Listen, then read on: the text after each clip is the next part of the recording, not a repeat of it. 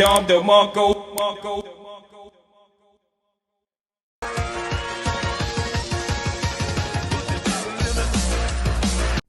Freshandfit Money Clips. Love the insights from Myron Fresh and special guest Brandon Carter King Keto? Like and subscribe now to Money Clips on YouTube for a quick dose of wealth building motivation. For the full-length podcast, head over to Rumble and YouTube. Don't miss out. Stay inspired and join the journey with Myron Fresh, Brandon Carter on the Freshandfit Podcast Money Monday Show. I'm getting money other ways, and so I haven't been able to devote the kind of time to it. But yeah, my main goal today, man, is I want to just, I see a lot of broke ass niggas.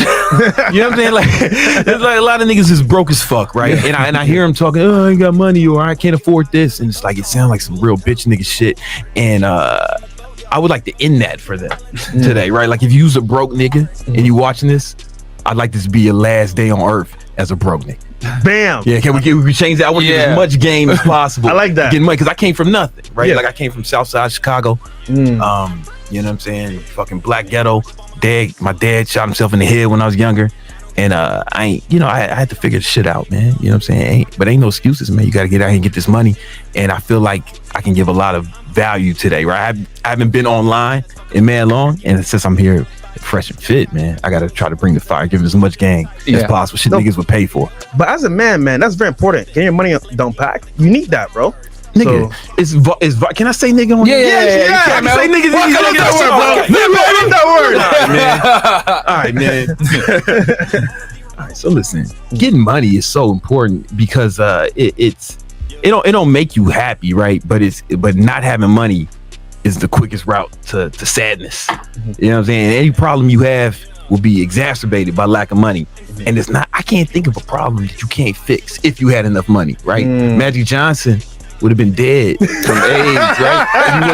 If he wasn't a multimillionaire, right? He would have died. Facts. So for sure, he got the best shit, so he's living. So we gotta get this money, man, and it's real important. I mean, it's the thing, especially dudes be talking about being high value. I know a lot of your guys, man, they want to get girls and shit. In my experience, it helps in that regard. In my experience, it helps. It's not the only thing, but it's definitely a factor.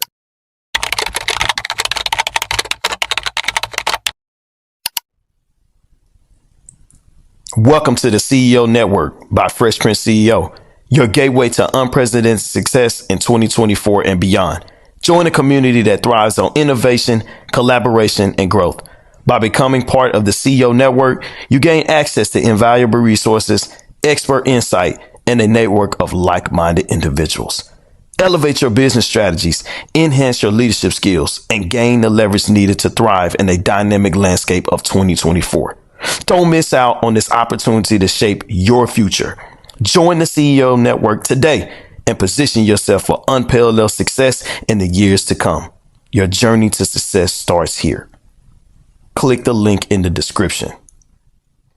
I want them to know your like origin story, because I want you guys to like know where this guy came from, bro. Like y'all know him as Brandon Carter, like King what I'm Keto. saying, King Keto, right? But y'all don't know Black the handsome fucking millionaire. That's all they see, man. Black handsome charismatic millionaire. They don't know it started. I was watching you on YouTube, bro, back in like fucking 2009, right?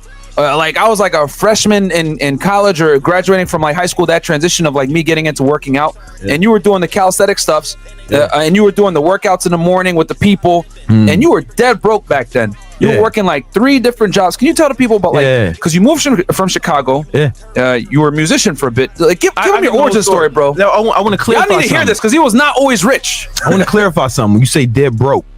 I've had financial struggles, right? But I ain't never been a broke nigga. And I want to explain why. Because it's like, I fucking just hustled, right? Like, I worked like 4 jobs. I was working like 16 hours a day, 7 days a week for years. Yeah. Because I would just refuse to be a broke nigga. You know what I'm saying? Like, I struggled financially, but I ain't never been a broke nigga. I was working security, working for moving companies, because I got to get to the money. I got to get to the paper. Mentality made you broke. Yo, it's mentality. I'm gonna answer your question. Yeah. But like, it's gotta be you don't get what you want to have, you get what you must have. right? You don't get what you want, you get what you have to have. Think about any goal you wanted to accomplish in the past and you ain't get it. Was it something that you had to have? Was it a must? Or is it some shit you just kind of wanted, right? We know the answer to it, because if it was a fucking must, you would have it, right? And I refuse to be a broke nigga. I refuse. So I never been a broke nigga, right? Just because I hustle. I struggled, but I fucking outworked being broke, right? When you see somebody doing better than you or getting some shit that you would want to get, let's find out how they did it, right? You know what I'm saying? Let's soak up the game and replicate those results, because if one nigga did it, someone else can, right? You know, within reason. You know what's funny? A lot of people will see someone doing well and say, "Oh, damn, that nigga shouldn't have that. It should be me." But if you do what you said, so you know what? Yeah. How can I learn from him to do it myself, do even better? Yeah. You can win. Or, you know what I'm saying? How can I just get some of those results, right? Yeah. You know what I'm saying? Like, you know what I'm saying? For me, it was inspiring instead of like hating, right? You know, but I ain't never been a bitch nigga, so I don't know what it's like to hate. You know what I'm saying? Yeah, me I don't either, know. bro. I ain't never been a bitch nigga. Bro, if I hit somebody, I ain't watching none of your stuff. I ain't talking to you. Hey, I don't even see you.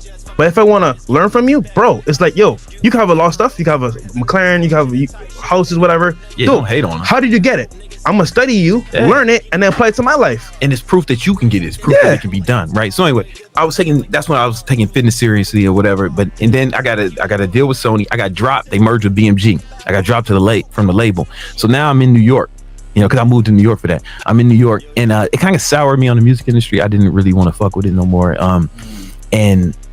And you were a hip hop artist, right? Just so they know. So you were actually like rapping and I was rapping and I produced and I play guitar, drums, keyboard. I'm a talented motherfucker. I'm like good at so many things. And so I was in New York and oh, this is funny, man. So I started I was just trying to do little jobs or whatever. I had a degree, but I didn't want to get a job. What was your degree in marketing? Marketing? Yeah, marketing. Howard University School of Business. And I got scouted by a modeling agency in New York, and it was like, oh, you know, it was this dude named Florian, right? Gay dude stopped me. And I thought he wanted some booty, right? And I was like, nah, man. You know what I'm saying? Nah, no, back the fuck. No, but he said, now go to Vibe magazine right now. I'm telling you, coming. And I went there and they put me in the magazine and gave me like a G. I was like, oh shit, that's easy. And I'm in the magazine. I can show this to some girls, you know.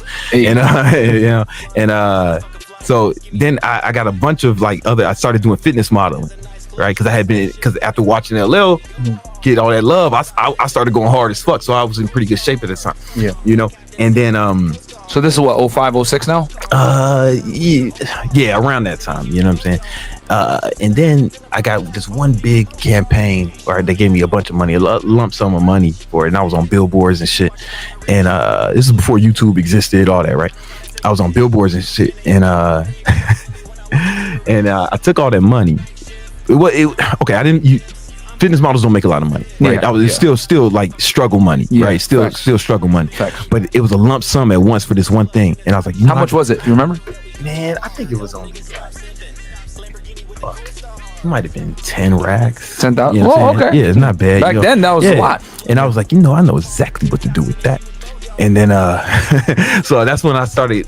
So I lived in Miami for a little while, right? You know, I came right to Miami, and I started.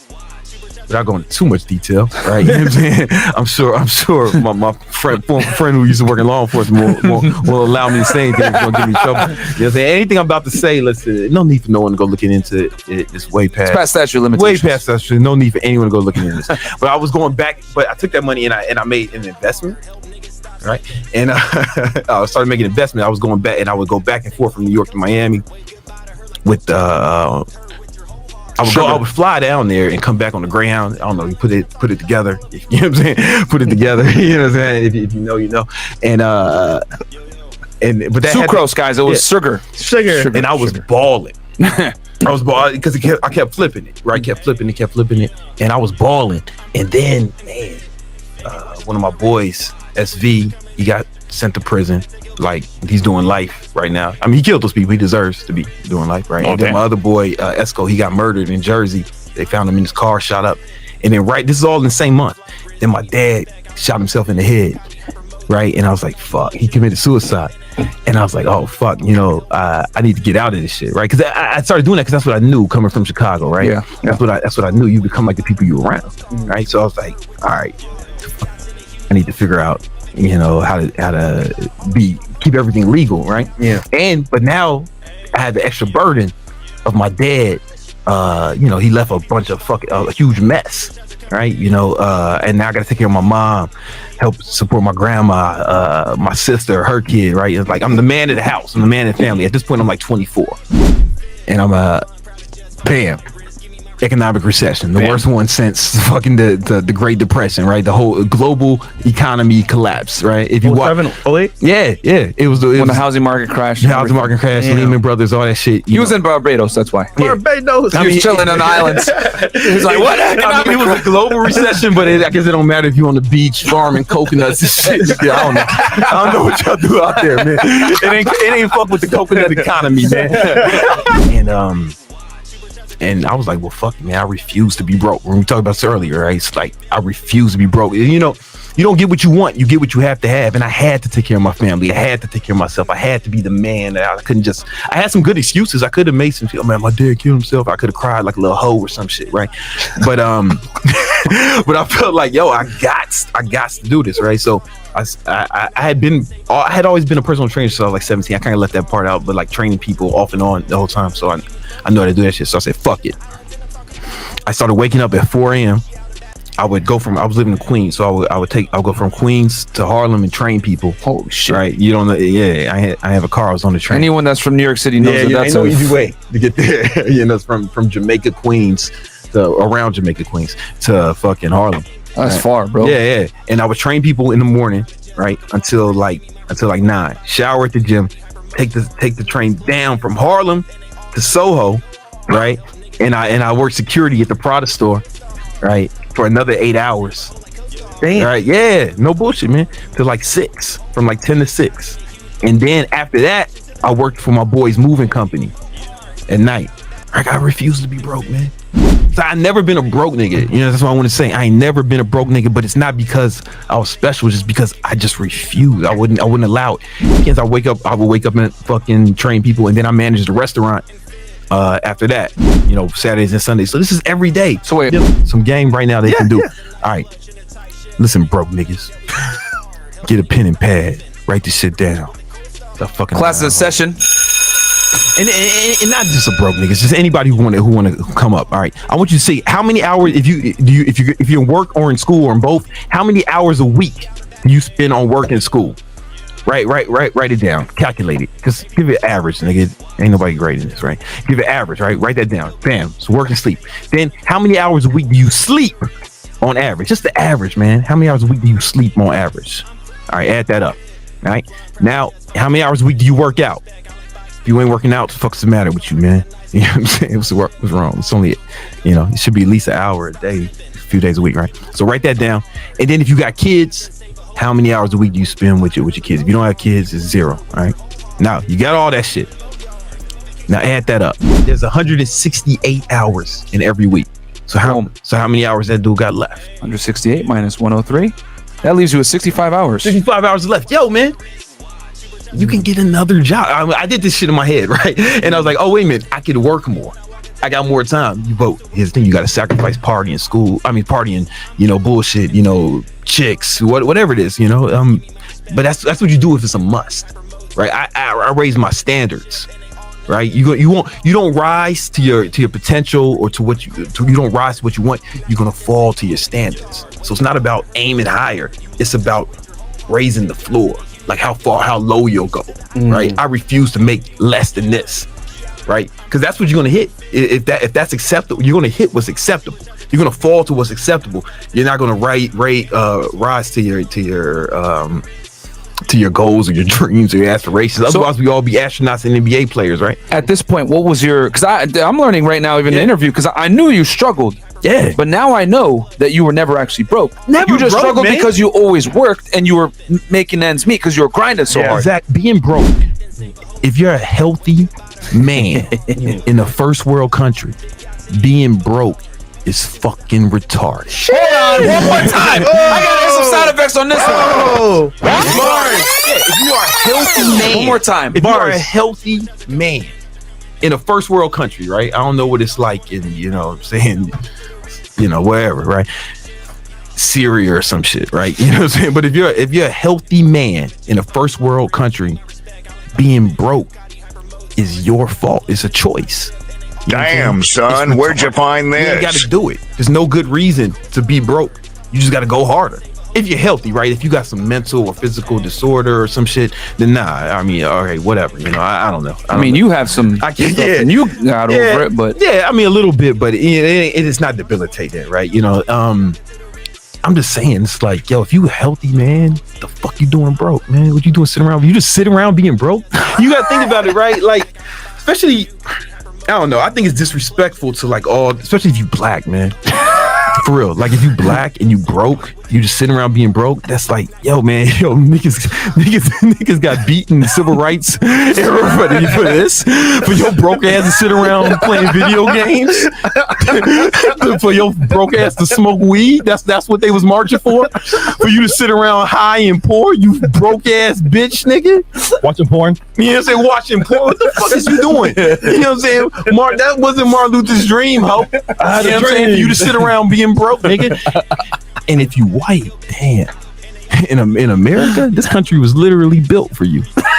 And you broke. If you can't make it here, you can't make it nowhere, nigga. You suck. my parents are from Sudan, and my dad immigrated to United States in the 80s, and he drove a cab in New York City in the 80s, and he got robbed multiple times, got ran over, all that shit, didn't speak English, came here with no money, and he was an immigrant. He figured it out, and he was able to scale himself up to finally making, you know, six figures now. Yeah. But he didn't. He always used to yell at me when I was a kid, like, if I was born in this country, I'd be a doctor, I'd be a lawyer, I'd be a somebody. Immigrants take it seriously. Yeah, More bro. serious. So like he always like went crazy on me with that, and like it made me realize, like, damn, like you're afforded a ridiculous opportunity. Don't piss it away. So like when I meet, like, because I'm a first generation American, Yeah. but when I meet guys that like are generationally that been here for generations, I'm like, yo, how are you broke, bro? Like, what the fuck is wrong with you? You're like, your parents went to college, or your parents were born and raised here, and y'all are still like, what the fuck? Like, it was. So I understand your mindset 100%. Yeah, and it's exhausting, right? You know, this is years of this shit, and I was like, okay, this got to be a fucking way, you know. And I read a lot, right? I read, and I thought, man, You're a speed reader. yeah. I was at one point, I was up to like 600 words a minute. It's probably slower now, I'll be honest with you, because you got to practice speed reading. Yeah. And who knows about it. But anyway, I read. There's a reason why I said they got to hear your story, bro. Yeah, I read a book called the 4-Hour Work Week, right, by Tim Ferriss, and you know, a lot of the ideas in that book are antiquated now, right? So I don't know if I'd recommend it today, but it basically, he started like a supplement company, and he broke down how he did it. You know what I'm saying? And I was like, oh shit, let me figure out how to do that, right? But then I didn't have the money to do it, right? So I said, fuck. What if I took my online training? What if I took my training online? Right? You know what I'm saying? What if I started training people online instead of in person? Then I could train more people, charge them less, and make more money. You know what I'm saying? Because with the volume, right? So I didn't know how the fuck to do that, how to start it. Yeah, and then I thought I can take that money, invest it in a supplement company, and really start, you know, working smarter and not harder, right? But if you broke, nigga, don't worry about working smart. Just fucking work. Your broke ass. So me and my boy Brian, white boy Brian, shout out to him. That's still my dog. He's still Yeah. And we were all the videos. We was wearing these highlight shirts. That was the name of the company. And we was wearing these shirts in all the videos. And he was like, "Man, where can we get one?" In the comments, where can we get one? And we was like, "Nah, this is just for us. Y'all can't have them." We would say that all the time. And then what we did was, I'll give you the whole back. What we did was, we took orders. All right, we're gonna take orders from this for fucking 5 days, and then it's over. You can't order no more. We didn't print no shirts though. No, for real. We just took orders. Then once we had the orders, and the money. Then we printed the shirts. So it's like it was free. So like we didn't have to do anything up front, and then we just made a bunch of money. And I was like, oh shit. That's. I never told this story on air, so the year is 2018. All right, December 2018. Me and a colleague of mine, we get in some trouble, bro. We get into like some altercation at a certain nightclub here in Miami, right? And you know what I'm saying? And next thing I know, it was almost New Year 2019, and we get detained by the cops, and we fucking get put in the back of the squad car, whatever, and they figure out who we are, right? Because we had our stuff on us, and they figure out basically like nothing was done, right? Like the people at the establishment lied. I ain't gonna say the name of the establishment. Y'all get no clout. You got to pay for that. But long story short, anyone that works in law enforcement, you guys already know. If any type of complaint comes in or whatever, because this place contacted my place of employment, and they made allegations that we started a ruckus, we got into a fight and some altercations when we never actually even entered the establishment. They lied. But y'all know, government employee, anytime someone makes an allegation, what happens? An investigation is generated. So I pretty much figured out that I was under internal investigation. And and this is 2018 ends and 2019 comes. So I'm on Instagram, and I see Brandon, which are perfectly placed ads, is coming to Miami, right? And he's doing a fitness summit. And I wasn't on in trouble, serious, fitness business summit, right? And I wasn't in serious trouble, guys. It wasn't like I was on death duty or nothing like that. They didn't take my weapon from me, nothing like that. But this is the first time I ever got in trouble, guys. I'm in a new field office. I had just come from Laredo, Texas. I was a new agent here, but I had a very good reputation for making good cases and shit. So, but it still made me, how do I say this? It made me extremely uncomfortable because my safety net was kind of taken from me, because I was like, damn, I'm under internal investigation. You know what I'm saying? You could, it's obviously administrative. It's not criminal, but if you lie, it's an internal agent, it's an internal affairs agent or whatever, you get hit with 1001, which is false statements, right? So there was a lot of shit going on. I'd never been under investigation before, so I was scared, bro. I ain't gonna lie to y'all. I was really fucking scared, man. So Brandon does the summit, and I knew Brandon because I had watched his his YouTube videos and everything, and I knew that he was teaching guys how to start a fitness business. So I was like, man, I'm in pretty good shape. God forbid something happens to me with this GOV thing. I need to set up a safety net. So I go and I meet Brandon, and I meet him, and now for you guys that don't know, so I'm like, so he teaches guys everything like that, and he's like, all right, well, this is what it costs to get in a program, blah, blah, blah. And I was like, okay, I got this money, I can do this. But I remembered I didn't do my outside employment paperwork. Anyone that works in whether it's the state government, whatever it is, especially if you're in a law enforcement position or you have a security clearance, you have to get outside employment paperwork. And I tell everyone that if you work for the government, you got to get outside employment paperwork, bro. Yep. Do not risk it. Don't get in trouble. Don't start a business. Don't do anything, even outside activities, without getting authorized. So I went, I filled out the outside employment paperwork, got it filled out, got it, signed off, and everything. It was going to be a life coach / fitness coach. And I hit Brandon up, hey, I'm ready. I could do it. And, I remember I got on the phone and he's like, we were talking. He was like, okay, so let me tell you more. I was like, nah, bro, I'm buying. Well, here's my credit card. Yeah. You know what I'm saying? I'm buying. I'm here. You don't got to sell me. I'm here. So I bought in. I devoured the content, right? And because in the back of my mind, I'm like, bro, who knows what the hell can happen? You know what I'm saying? They could go do their interviews. These niggas lie some more, blah, blah, blah, whatever, right? It could go either way. Yeah. And I'm like, I'm not going to let these guys, I'm not going to let this BS, take my sense of security away. You know what I'm saying? So I start the business, whatever it is. And, I'm like, damn, this is skeptical. Can I make this work? Blah, blah, blah. I only had 3,000 or 4,000 followers on Instagram at the time. I was and my profile was private. I wasn't on social media like that, guys. When you're working in law enforcement, especially at that level, you definitely don't want to be on social media. You know what I'm saying? You don't want people finding you and shit like that. Yeah. And I was using a fake name back then. That's a matter of fact. That's why when I started getting on Instagram and everything like that, I was using a fake name. Was because, for what I did. But I got doxxed anyway. Y'all can find my shit. So whatever. We're here now, right? So, I'm like, is this gonna work? Blah, blah. And then I start slowly picking up clients. And next thing I know, I'm making an extra 1,000 a month, extra 2,000 a month, extra 3, 4, 5,000 part-time. I was doing it part-time because I was still working because I had a big case at the time. You know what I'm saying? So I was still doing that. And, and then I knew the shit was pending, whatever. And then I eventually got to a point where I was making consistently, 7 to 10K a month. And part-time. That's the beauty of it. You know what I'm saying? And I was still doing my government job, and I was doing that part-time, 10 to 15, 20 hours a week, right? Yep. And most of the time it would be when I came home from work, do surveillance, whatever the hell it was. I come in, I'd get in, check on my clients, whatever it is, because I did it online and let me do it. So And then Brandon comes in October of 2019, later that year. And we chilled and everything. I was like, kind of telling him about my results. And it was like, he was like amazed. I was like, damn. Yeah. Like, oh, that's really good stuff. Like, you know what I'm saying? Like, I was like, man, thank you. And then, you know, but he didn't know why. I didn't tell him why I joined. And then that's when we started kicking it. We became friends at that point. He wasn't just like a client. Like, friends. I saw y'all were at American Social. Yes. Nobody invited me. This is before I knew you. I know. So fast forward some more. We invited some people. Oh yeah. You just wasn't. We didn't know you. So girls, man, I'm fucking. All right, go ahead. so fast forward, right? I get cleared. I get cleared of everything. I got that fucking letter, guys. Like, I can't tell you how fucking happy I was. Like, there's nothing better. Like, you know, no misconduct, no whatever. Because, bro, like, when I went in, they brought me in. Yo, it sucks. I'm gonna tell y'all that when you're in internal investigation, you go in, they swear you in. You can't lie. You can't. You know what I'm saying? You got to keep it all the way 1,000. You was kind of like on trial, kind of. Yeah. You know what I'm saying? For and like you a gotta year. Answer the questions for over a year. Pretty much. It was like 6-7 months of being like on trial. Of being under, because I knew they were under. I was under. I knew it.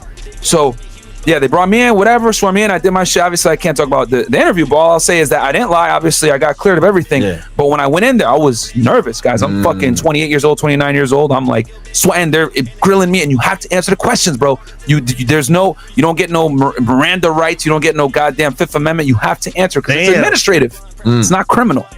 So answer questions, whatever it is. I got cleared. Brandon comes back.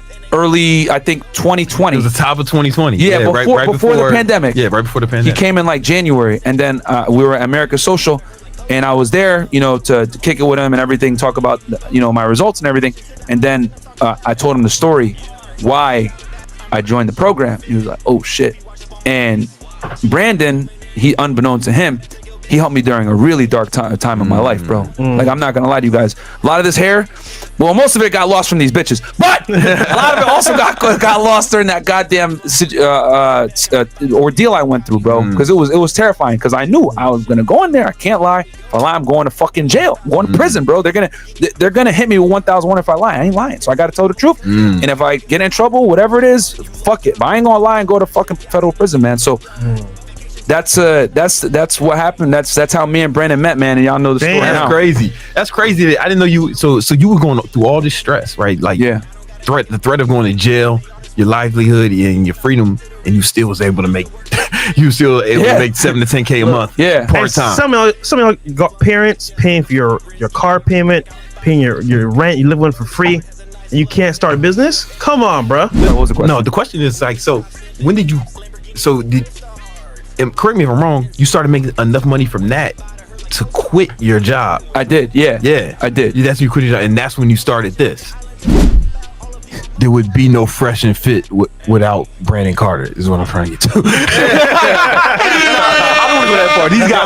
The way these guys hustle. No, the real shit. I'm just joking, but the way these guys hustle, the way the kind of effort, and you know how serious I think this shit would have happened no matter what. And that's a wrap for the Impactful Money Monday episode with Myron Fresh and special guest Brandon Carter, King Keto. Brought to you by Moneyclips. If you loved it, don't forget to like, subscribe on YouTube for a quick dose of motivation. For the full-length podcast, catch it on Rumble and YouTube. Subscribe now, stay inspired, and keep the success journey alive with Freshandfit. Like, subscribe, and stay tuned. Freshandfit Money Clips. Push it to the limit.